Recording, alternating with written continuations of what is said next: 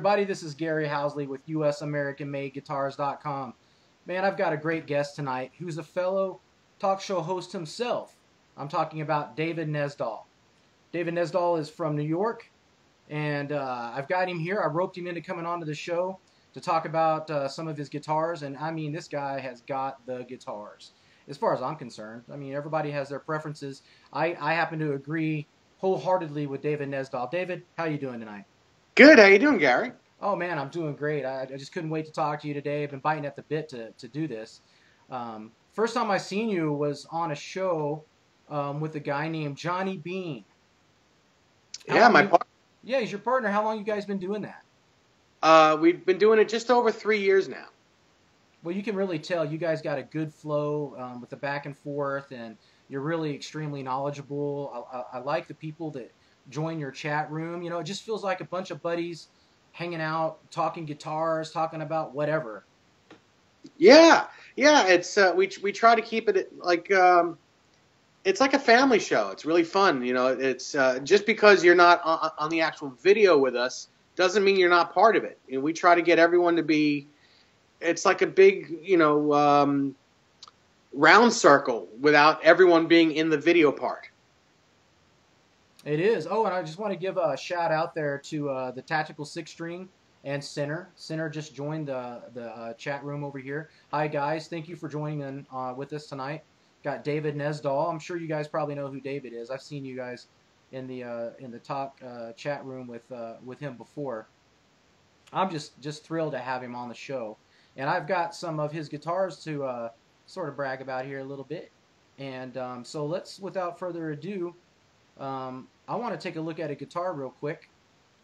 And the first guitar I want to talk about with David, and David's guitar is on the right-hand side.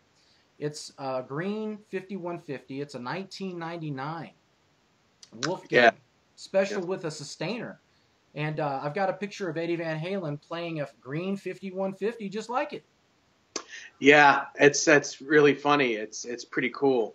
When I bought that guitar, I got it from Guitar Center, but I got it from Guitar Center online, and I didn't know that it was going to have the sustainer pickup in it. That was just that was a bonus, if you ask me, because I just thought it was. I wanted a green USA special. I just wanted a PV special in green. And it was the only one, I'd been checking for months, and every week I'd go back on, Guitar Center online, and, you do that on, on the computer or whatever. And until one showed up, and I went to my local Guitar Center and said to a buddy of mine who actually used to work for me when I worked at Guitar Center, I said, you got to get me this guitar. And he said, okay. Couple days later, it was there, and it had a sustainer pickup in it. I was like, you couldn't ask for anything better. It was pretty much like Eddie's guitar, So I said to myself, well, I'm going to make this more like Eddie's guitar.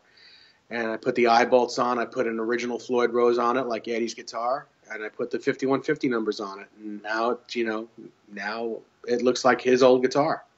It does. It looks just like it. It's a sick guitar, man. I love that. My favorite color is green, so I put this guitar up first. I didn't even know that there was a green guitar like this that was a 5150, or that he ever even played one. This is the first time I've seen one. So yeah, I was really surprised. He played it at the end of the 2004 tour, the reunion tour. It had become his favorite guitar. And I believe he played just a handful of shows with it, but once it got into his hands, he fell in love with that guitar. And I guess the last show of the tour, he smashed it. You do things. You sometimes do things that are uncontrollable. And he was for one reason or another decided to smash his guitar, but. I know for a fact that it was his favorite guitar while he was using it. So he smashed it. Yeah, he smashed it at the end of that tour. He was, I guess, angry at something or somebody, I don't really want to talk too negative about it, but Well, I thought maybe you did it for fun. He just no, it was it was a it was sticky. He was excited. He was so fueled and fired up that he smashed his guitar.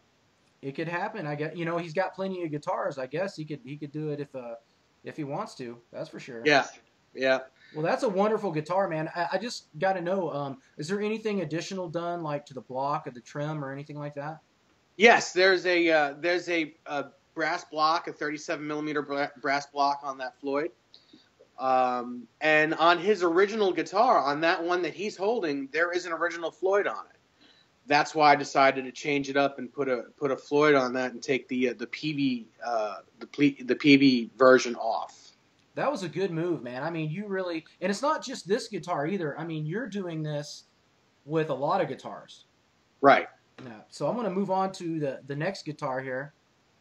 This is, man, what a badass looking guitar, man. This is a 1999 purple Wolfgang Archtop Standard. And it's got binding on it. You've got tell us about this thing. I mean, it's a beautiful guitar.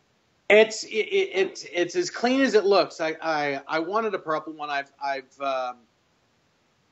never owned a purple PV. I've owned several of these guitars before, and I wanted to have a purple one so bad, and a couple of my friends have one, and I was trying to.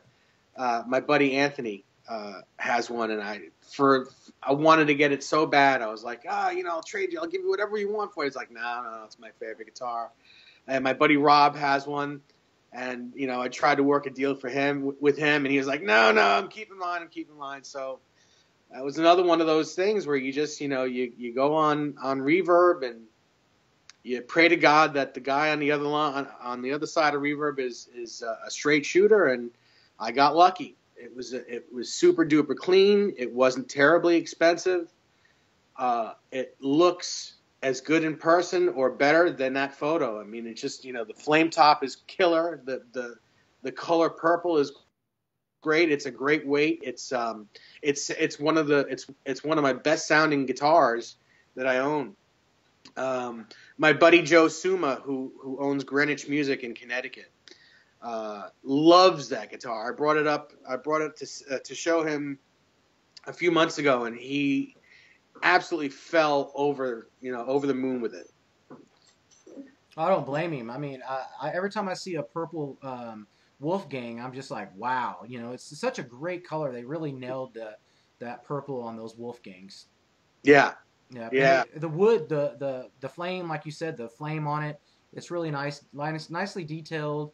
And also, did you do the same thing? Do you have a brass block in this on the trim as well? No, this one. Well, the only work that I did to this one, it was to the trim. I left the PV trim on, but I put all the FU tone upgrades on it, except for the block. I didn't put a big block on it, but I put the titanium saddle inserts and the stainless steel locking screws. So all the screws on it are stainless steel at the moment. I don't think I did in the photo. I think it's just all the old parts. But since then, I've changed the parts and I've upgraded the tremolo. Super sweet guitar, man. Drop D tuner there. Yeah, it's just a beautiful guitar. I love the white binding on it and just a killer axe. So we're going to move on to another killer axe. Sure. Here.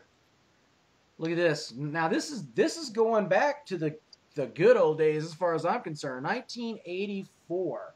What a great year. It reminds me of that album by Van Halen, 1984. This is a Kramer Ripley. What can you tell us about this guitar with all of its knobs and switches, and what the hell is going on with this thing? Yeah, that guitar is you need a whole show just to talk about that guitar. Well, the Ripley guitar, if you've heard the 1984 record from Van Halen, the song Top Jimmy, he's using a Ripley guitar. I don't know if it's a Kramer Ripley or if it's what he calls the Super Pluto, which is a Telecaster looking thing, but it has all those knobs on it. that Stephen Ripley made for him. Now, what those knobs do, there's 6 in a row there, and each knob correlates with a string on the guitar, and you can pan hard right or hard left each string. Wow. Basically you play through 2 amplifiers in stereo with the splitter box, and you can pan each string wherever you want it to go. Hard right, hard left, or slightly up the middle, or slightly left right, however you want. It's a true stereo guitar. Wow.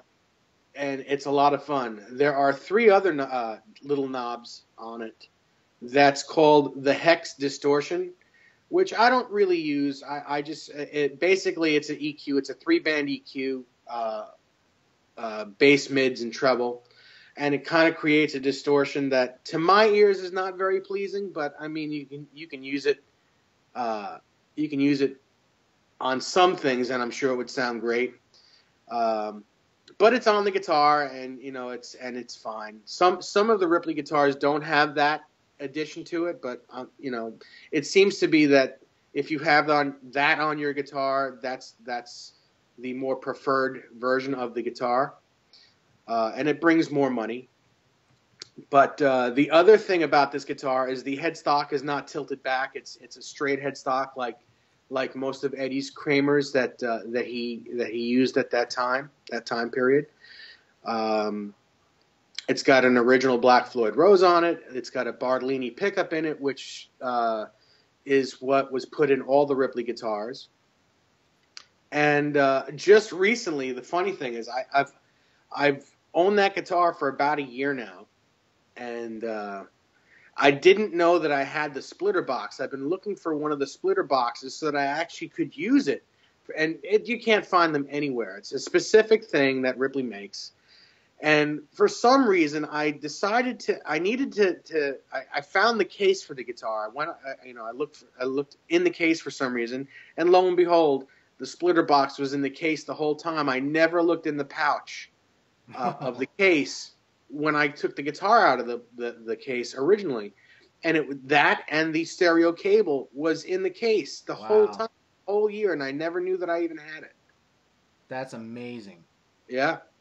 So just recently I was able to use it and really understand it and be able to use it the way it's supposed to be used.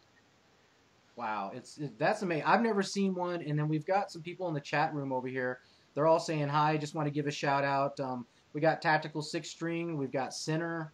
We've got Thomas in here, Santiago, and we've got 7/8. How you doing, 7/8? We've got Eduardo in here as well. Eduardo, I've seen Eduardo on some other chat rooms. Hi, Eduardo, and of course Desiree's in here. Hi, Desiree. Yeah. Good to see you guys in here. And we've got a question from Tactical 6-string. He wants to know how you feel about PV reissuing the HP, since he has several, it seems. Does he prefer flat or carved tops? So how do you feel about that, and what about the flat or carved tops? Well, I'm gonna tackle the flat versus carved top first. I like the carved top. I think it projects more sound because it's a bigger piece of wood than the flat top. It's also very comfortable. And I'm going to catch hell for this. I know it, but I'm going to say it again. I was never really a huge fan of the original Music Man guitar, which is a flat top. Yes, I've owned quite a few of them. I've owned a lot of different colors, and I owned one that was Eddie's guitar at one time. But in the grand scheme of things, I don't like it as much as I like the Wolfgang guitar. I think the carved top on the Wolfgang guitar is more comfortable. It resonates really well. I've never owned one that was a dog. I've owned a couple of the Music Man guitars that just for one reason or another just was not a good guitar. But most of them are very good. It's not my thing. Now, as far as the PVHP, Right. I think that that it's a very cool guitar. I actually have two on order for myself. What colors, real quick? I have the Ocean Blue and a Tiger Eye, both with Floyd's on them.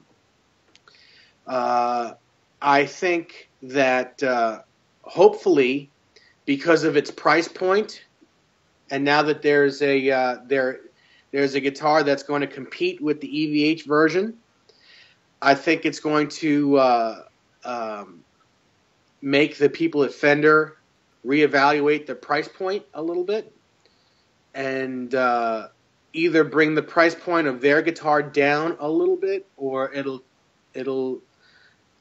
give them a kick in the butt to get other colors out there, or something that's, if they're going to charge so much for their guitar, they're going to have to up their game and come out with some colors, I think, or do something that's going to, other than black and white. I think definitely. Yeah. I mean, Eddie can do whatever he wants to do. And people are going to buy it no matter what. Oh, yeah. If he's using it, people are going to buy it. But there are those other people that are not big Van Halen fans that are going to see this guitar as, hey, you know what? It's really similar. Plus, it has coil tapping and coil splitting. Yeah, that's true. For $1,000 less, why am I not going to buy this guitar? That was my thought too, David. So, people may like the look of the guitar, but don't care about Van Halen and what he's playing. And that's who's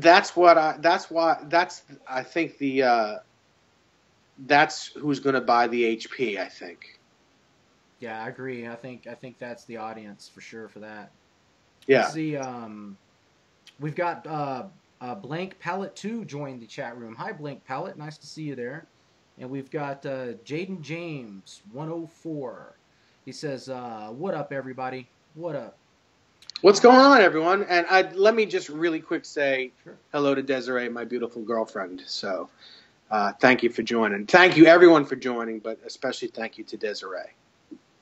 Yeah, and we've got 7/8 here. He says, "The finishes are really nice on the HB2s, but I really dig the white with black binding. Looks really sharp." Yeah, that's a beautiful guitar. It's funny that you should say that, 7/8, because when the original PV Wolfgangs came out, I worked at Manny's Music in Manhattan at the time, and it was I want to say it was like 1996. And the first one that came in was a white with the black binding, and it didn't last on the floor. I bought it right away. It was the first guitar, the first Wolfgang that came into the store that I bought, and that was a good perk for working at Manny's. If anything that I could have bought, and of course the price was always right. So if there was a guitar that I wanted, I got first crack at it, taking it out of a box. So that was the first one that I bought, was the white with the black binding. Somebody's got to get all the cool guitars. I mean, I think we're all trying. Yeah, but you know what? If I worked at a music store now, I think I would think differently. Because you can't own every one of them, and no one's going to shop in your store if the help is buying it all up, all the cool ones. It's not about, not everyone's money is as green as everyone else's. It's not about the money. It's about who's getting the guitars, who's getting the instruments. You want your customers to get them. Yeah, it's always cool to get them, and it's a good perk, but you got to leave some for the customers, or else you don't have a store. That's right. And to transition here into guitars again, a specific guitar, just for fun, because I'm having so much fun listening to you talk about the HP and stuff, and it's just great. But this guitar is what a cute little guitar, man. It's a little 5150 Kramer. What's up with this guitar, man? Tell me about this thing. A couple of years ago, I went to Summer NAMM down in Nashville, and one of my great friends, Dion Edge, who works at Gibson, he works at the repair and restoration. He's like the shop steward there. So if Slash breaks a guitar, he's the guy that fixes Slash's guitar. You know, he's anyone who's anyone in the business that's a star. Anyone breaks their guitars or wants something built, basically Dion's the guy that makes it or fixes it.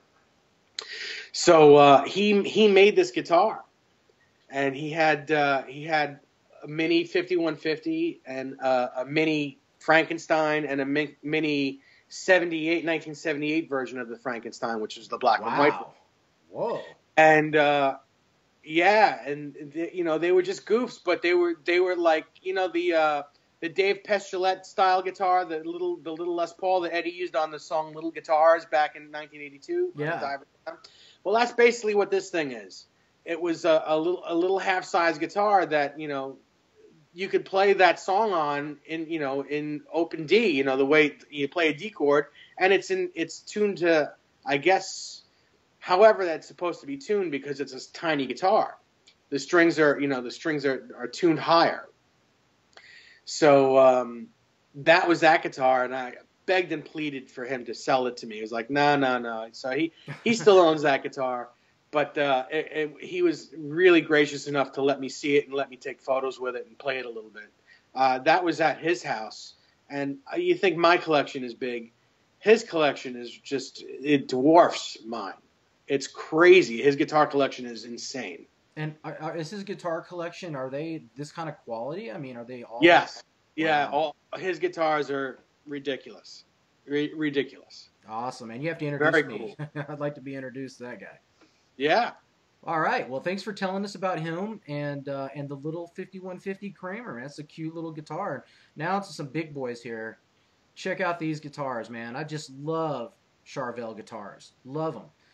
They look great. The paint jobs are amazing. And you're with two just off the hook sick Charbels, man. What are these? Tell me about these Charbels. They are beautiful. Well, those guitars are they're the Charbel Art Series guitars that Eddie Van Halen actually striped for the 2007, 2008. Actually, I think he started in 2004.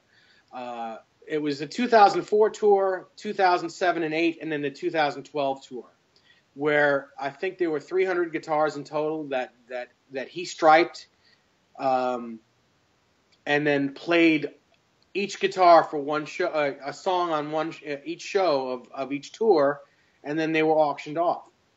Oh yeah, I heard about those. Yeah, so these are tour played guitars that Eddie Van Halen used on different tours. So Eddie Van Halen literally played these Charbels, played an entire song on stage. Oh yeah, yeah. Mm-hmm. And he autographed each guitar and wrote what show was used and the date. Oh wow. Yeah, and in the case is a photo of him playing the guitar and all kinds of paperwork and, you know, certificate of authenticity, and, you know, they're really expensive guitars. I don't own those guitars. Those were, you know, those were at the Music Zoo here in Roslyn, New York, and I'm lucky enough to have friends there, including the owner Tommy Coletti, who, when these guitars come in, they're gracious enough to call me and let me know to come down, and I'm allowed to take a look at them. So, and they were nice enough to let me take photos with them. So, yeah, it's cool to have that perk that, you know, when a guitar like this comes in, I'm allowed to take a look at them. No kidding, man. No kidding. And they just pop the photographs of them. I mean, you could just tell these guitars. That's just my iPhone. Those are just iPhone photos. Well, your iPhone kicks ass, man. I mean, that takes some great photos. I love the color on that red one, the striped one. It's a great look, and to think that Eddie Van Halen himself striped these up. Yeah. That is incredible. Well, you know, I kind of want to talk about Eddie Van Halen a little bit now that you've piqued my interest with these Charbels and stuff. But from what I understand, you got to hang out with the man himself for like, what, a week? Yeah, back in 1998. Well, how did that happen? And tell me about that. What was that like? Well, again, it actually starts in 1997. I was working at Manny's, and he called the store and he needed to borrow he didn't bring a guitar with him, and he was doing a session with who I'm led to believe it was Thomas Dolby, but I don't think it was ever. I'm not sure who it was, but I think it was Thomas Dolby. And he didn't bring a guitar with him. And at that time, if a celebrity came and needed to borrow a guitar, that store would lend them their model or whatever, lend them a guitar for whatever they needed to use. And we've done it in the past with Eric Clapton and a whole bunch of other people. So he calls in and he asks if we had one of his model guitars. At the time, it was the PV Wolfgang, but we didn't have any in the stock in stock at the moment. So he asked if the store had any two humbucker with a Floyd Rose guitar, and we did. We had a Music Man EVH guitar that was in a box that belonged to a customer that just hadn't picked it up yet. And it was one of the very last ones that we had gotten in, but the customer never picked it up. So we called the customer and told him the story that Eddie was in town and would like to borrow the guitar, and would it be okay to take it out of the box for him to borrow? So the customer said, no, I don't want it out of the box.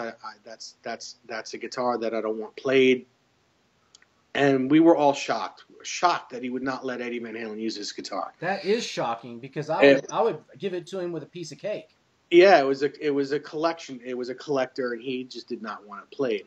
Wow. So we respected that. And at the time, I had a Music Man guitar, but I would have had to go home and get it and bring it back. And that was a 3-hour round trip ride. So I did just that. I said, if you can wait a couple hours, I'll come back with my guitar. You can take it. And it was a Music Man, an amber Music Man Van Halen guitar. And he borrowed it, and I think it was like a Thursday or something, and he borrowed it over the weekend, and Monday I get the guitar back. And, yeah, he used it. The strap was, really, it was really short for him.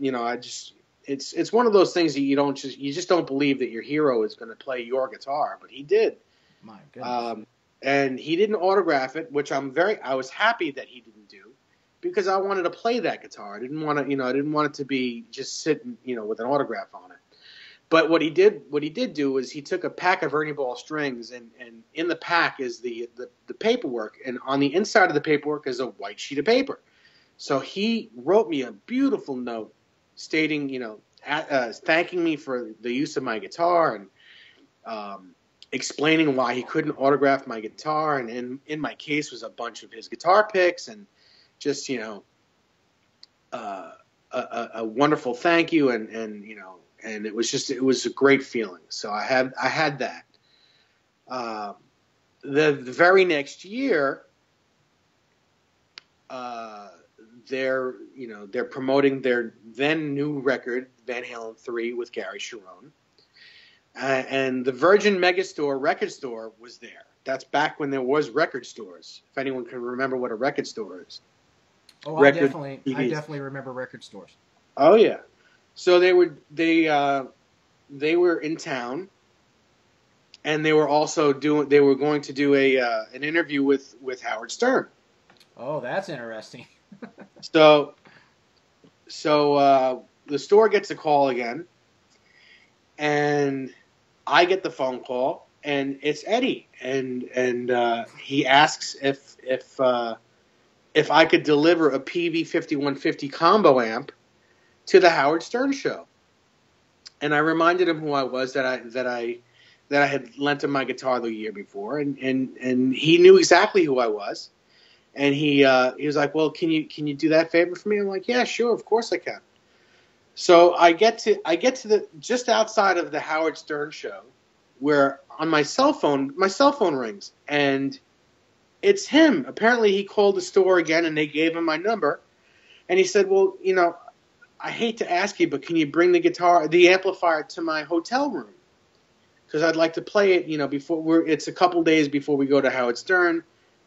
I'd like to play it. I'm like, you don't have to tell me. Of course. And I'm remembering No as it's happening now. So of course I bring it to your hotel room. So he says, we're staying at the Riga Royale, blah blah blah. I'm under Dean Martin, so ask for Dean Martin. I was okay. I get to the Regal Royale with this 120-pound amplifier in my hands. Get up the stairs, get to the place, and I ask for Dean Martin, and they're like, "Sure you are." Okay, so they call down, and Scotty Ross, who was their then tour manager, comes to meet me and says, "Yeah, I'll take you up to his room. He's not available at the moment, but if you want to wait for a little while, he'd love to thank you." So I was like, "That's a bonus. I get to meet the guy. Excellent." So a couple hours later, still waiting because he was doing some interviews. He comes into the door, and he screams, "Dave!" And I'm freaking out that my hero is screaming my name as he's coming into his hotel room. Yeah. And he comes up to me, gives me a hug, and he gives me a kiss on the neck. Wow. That I was like, "Oh my God, this is incredible." It was just incredible. So he and I and there's a couple other people in the room as well, a couple of his friends, New York friends. He just sat down. We were sitting down, just talking about everything: golf, guitars. You still have this one. You still have I got this, and blah blah blah. So we just hit it off. And so he was like, "So what are you doing the rest of the week?" I'm like, "Well, I have to work." He says, "How would you like to hang out? If I need you to do something, you can, maybe do some running around for me. If I need some pedals or whatever, and just basically hang out with me. You can be my buddy for the week, whatever." Wow. Okay, Yeah. So basically, I called my boss, who was my best friend at the time, my immediate boss, who was the guitar manager at Manny's, my friend Rob. And I said, would it be possible for me to take my vacation as of right now? He says, "I knew you." He knew it. He was like, "What, does Eddie want you to hang?" I was like, "Yeah, they're going to be here all week." So basically that's what happened. And I just, whatever he needed, I was there for him. And every capacity. It was amazing. It was amazing. There was never a time where he was not a pleasure to be with. He made me feel like he and I were best friends, that we've known each other forever. The whole time. It was amazing. What a great, great guy. And, anyone who ever says that they've had a bad experience with Eddie, it's super hard to believe, because my experience hanging out with him for a week was, you couldn't have gotten a better, it was just the coolest thing in the world. Yeah, no, that is a great story. It's a dream come true type story. Yeah, I'm not gonna really dive into it, because there are a lot of things I can't really talk about. But it was insane. It was amazing. It was like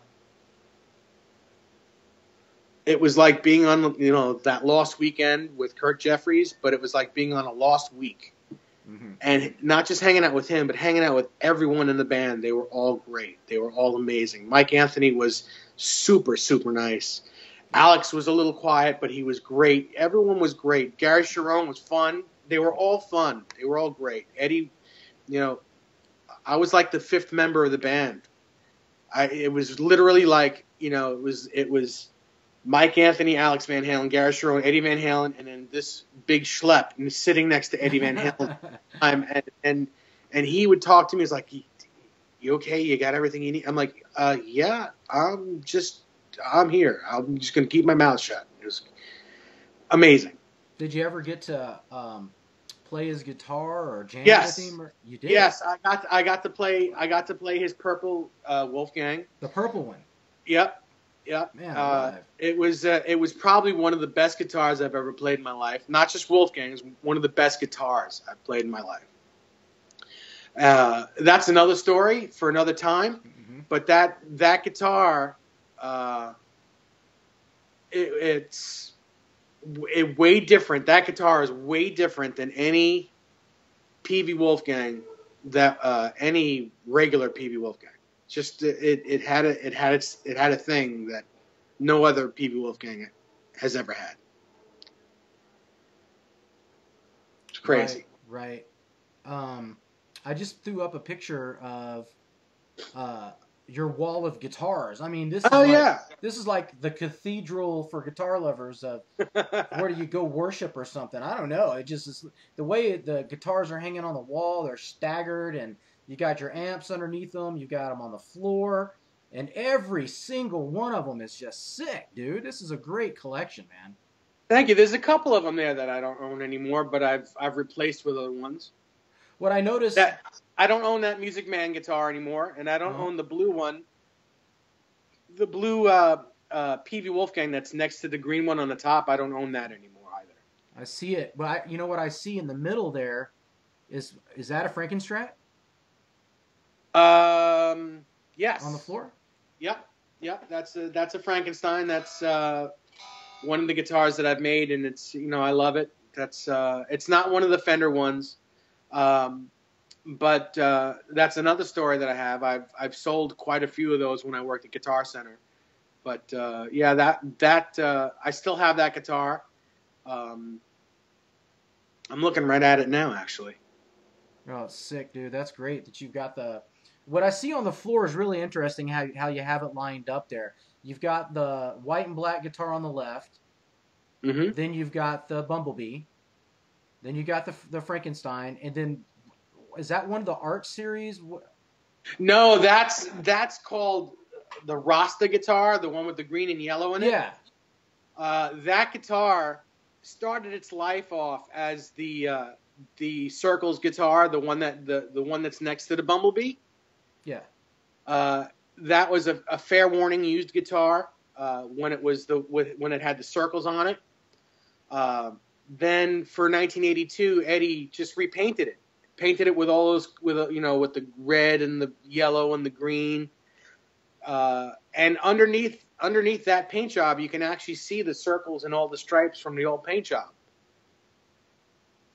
You can see it from the old paint job underneath it. It's just like yeah. You can see all the old. You can see the old paint job underneath all those colors, which you could have on the original one on Eddie's old guitar, which Dweezil Zappa owns right now. Oh, wow. It's the same thing. You could actually see the old stripes underneath all that new paint. I love it. Dude. Yeah, this is great. Yeah, I mean, you've got the white guitar up there. I know I've seen Eddie Van Halen playing that white guitar, some very similar guitar to that. Which one are we talking about? The white one, top left. Yep. Mm-hmm. That's a new EVH Wolfgang. How do you like the neck on that with those block inlays? I love that guitar. That particular guitar especially is one of my favorites. Really, because it kind of my eye is attracted to it. The neck on it is what's interesting because most of the necks on these guitars are maple, right? Yes, most of them are maple, but he's loving the ebony. That's what it seems like. I've seen Eddie a lot lately with the ebony fretboards. Yep. Mm-hmm.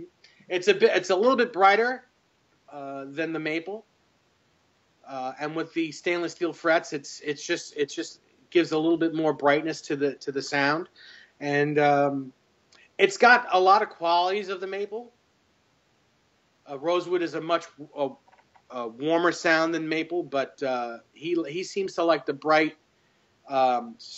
Like a spank in his sound, and the ebony does that. Well, maybe you can answer another question for me that has perplexed me for quite a while. I hope you know the answer to this, but I've noticed that Eddie Van Halen's trims, it seems like they're always chrome. Yeah. Why is that? Why are they always chrome? How come I never see them with black or any other color? I don't know. I wish I mean, the only way I can answer that question is I think it's just personal preference because that's the way it is for me. Most of my guitars have chrome because I like the way it looks better. Just like the look of it. Huh. Yeah, well, it looks amazing. I mean, I love the block inlay look. I've seen with Eddie, lately I've seen some pictures of him with those necks, and it made me wonder why he went that direction. And I would love to know the answer to, maybe it's because, like you said, he just likes that brighter spank. Yeah, it seems like it because I mean, if you listen to any of the live stuff from the last tour, his tone is a lot brighter than other times. It's a brighter sound. It's not unpleasant. It's pretty pleasant still. It's a pleasant sound, but it's a bit brighter. Yeah. Well, I kind of wonder if, chrome as opposed to black. I wonder if he thought maybe there's a difference in the tone, actually the tone itself, because of the metal. I don't Well, know. yeah. I don't I know. mean, it could be. There is a method to his madness. That's what I'm wondering. Uh, uh, I do know that it's all about the plating. You know, the black. That's a plating that's on it. Because underneath the black is it's stainless steel. It's steel. So it may make a different sound, and it may be something that he can hear that not everyone else can hear. Who knows? But Well, it's just something I noticed, and I thought, yeah, what is that? most all his guitars, his Red Stealth Wolfgang that he uses on the keyboard songs, it had a Black Floyd on it for a while, and then he changed it over to Chrome. Okay, It yeah, started its life with a Black Floyd on it. with a Black Floyd. I'm just wondering if the tone is a little more dull with a black one as opposed to the chrome one.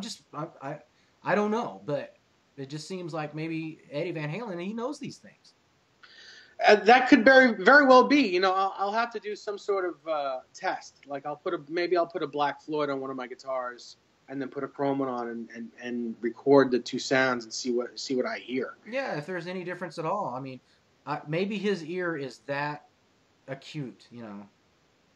Yeah, Well, could be. there's the little baby Kramer again. I had to show that off. These Charbels, we talked about the Charbels. And now here we are. Here's looking for this one. This guitar is so freaking cool. It's your main guitar. It's a Parks Caster Strat, man, made by 30th Street Guitars. What a wicked axe, man. Tell me about this one. Oh, thank you.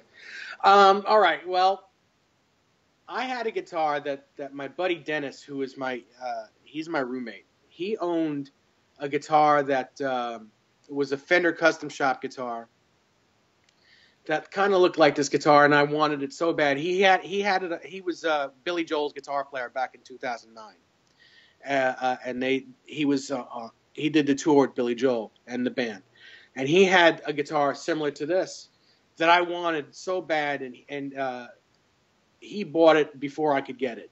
You know, it was like a race to the store, and he got there first, which was fine. So after the tour, he sold it to me. And it was great, and I loved it, but I kind of got sick of it, and I sold it. And the person, I sold it for like $5,000. And when I wanted it back, the owner said, "Yeah, I'll sell it to you for like $7,000." And I said, "I'm not going to pay a total of like $13,000 for this guitar. I'm not doing it. I'm not paying more money for it the second time." Mm-hmm. So I said, "You know what? I'm going to have one built just like it. And I'm sure I can get it for less money." Oh, yeah. So I went to my buddy Matt at 30th Street Guitars, who was building Fender copies, with just, bodies and necks. He didn't put, I put the Fender name on myself. That was an afterthought. But he was making, these guitars, and I said, "Can you make me a guitar?" He said, "Yeah, what do you want?" And I told him everything that I wanted. I said, I want it to be hum single hum.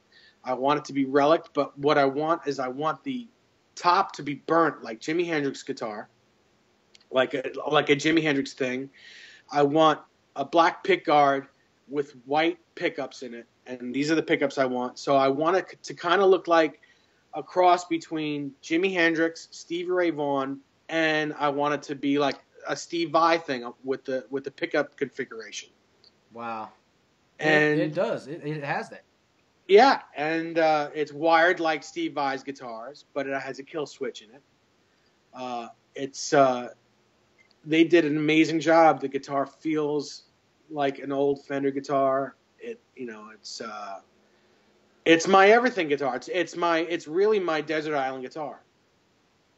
And that guitar goes to every gig with me. Every gig that I play, that's the guitar I play. Or at least it comes to the gig. Maybe I might be, liking the way another guitar feels, but that guitar goes to every gig. You say every gig. You're in a band. Can you? You're Well, gigging. Could you tell me?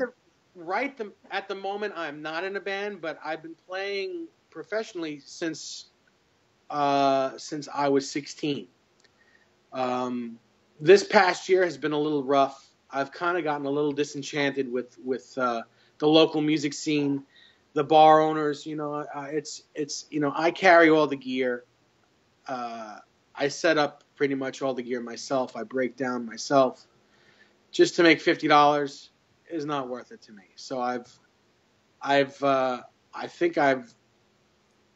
have more fun playing in my living room than I do playing in bars. But what I do is now I have friends that play. Like my friend Andy Aladort. If you don't know who Andy Aladort is, he's Oh, I know who Andy Alador is. yeah, he's a great friend of mine. He when he plays in town, he usually invites me to come up and sit in, and I play with him a lot.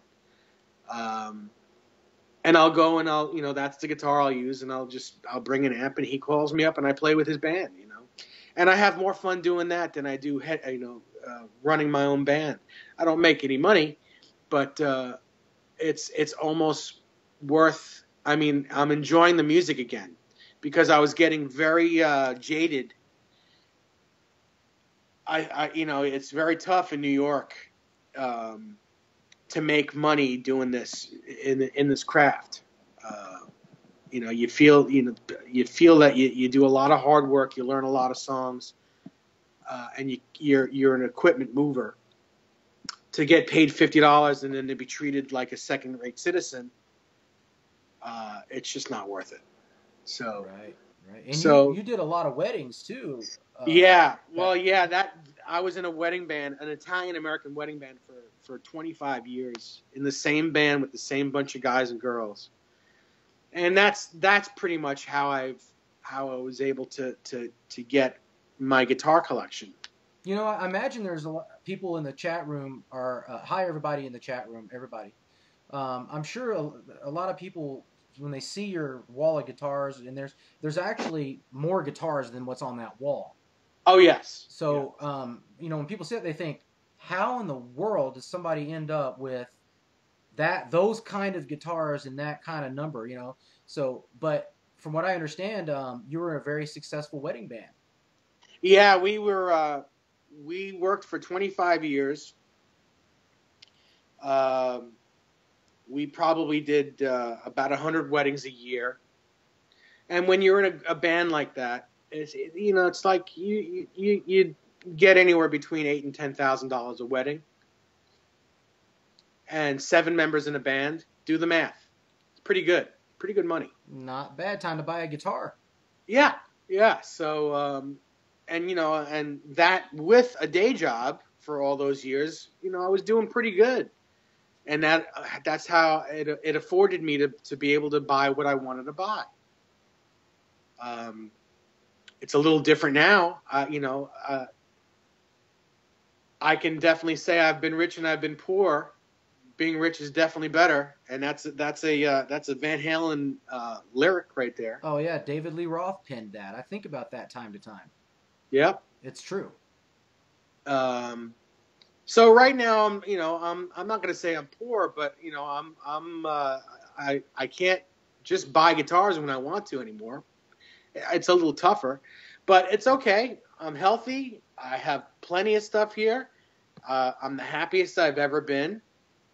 I'll say it again. I've got a beautiful girlfriend that's about to move in with me. All right.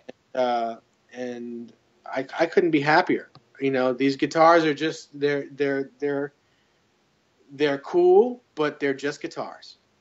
You know, Yep. there's a whole other world out there. There's a whole bigger world out there that I never knew that could make me happier than just these pieces of wood. And I'm so happy. Yeah, I've seen a picture of your girlfriend, and I don't know how you and we're very close in age. You're born in 70, I was born in 71. And I don't know how we ended up with young, beautiful women, but we got lucky there too. Yeah, So yeah, I agree. I I feel I agree. feel I pretty feel I pretty good. feel I feel insanely lucky. I do too. I do too. So there you go, Desiree. You got another shout out there from Dave, and congratulations on moving in. That's a big step. You ain't kidding. That's a big step on a daily basis, but well worth it. Awesome. Well, It's a great feeling. David, I want to thank you for joining me for the show tonight. You've been a great guest. I've learned so much about your guitars, and I've always wanted to know since I first seen a picture of your collection.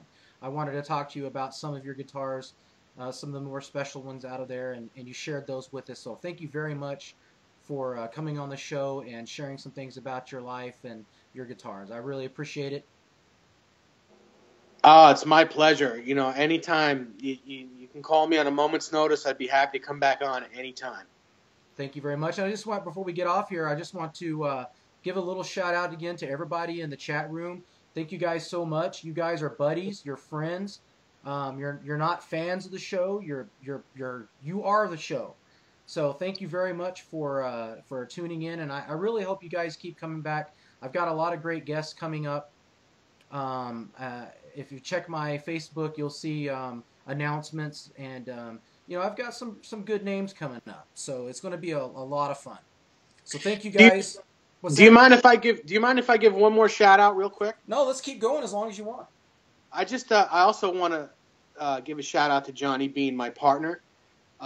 If it wasn't for meeting him and doing the show that I do with him, none of this would be happening for me. And I want to thank him, and I want to thank everyone here in the chat that comes and listens to me and Johnny and Gary and everyone. You know, Eric Broadbent, everyone, uh, Mark Uzansky and David Friedman. Everyone that does these shows, and you guys are always there to listen. If it wasn't for you guys and girls, we wouldn't have our shows. And from the bottom of my heart, thank you so much for that. Right, and from the bottom of my heart, thank you guys so much too. It means a lot. I love talking about guitars. I love people, and Dave's one of the greats, and all you guys are too. So keep coming back, and I promise I'll have some more great guests on here. Uh, Maybe not the caliber collector as David, but definitely some talented people with some really great guitars. So tune back in. Thank you guys for watching. This has been USAmericanMadeGuitars.com. I'm Gary Housley, and until next time, keep it rocking.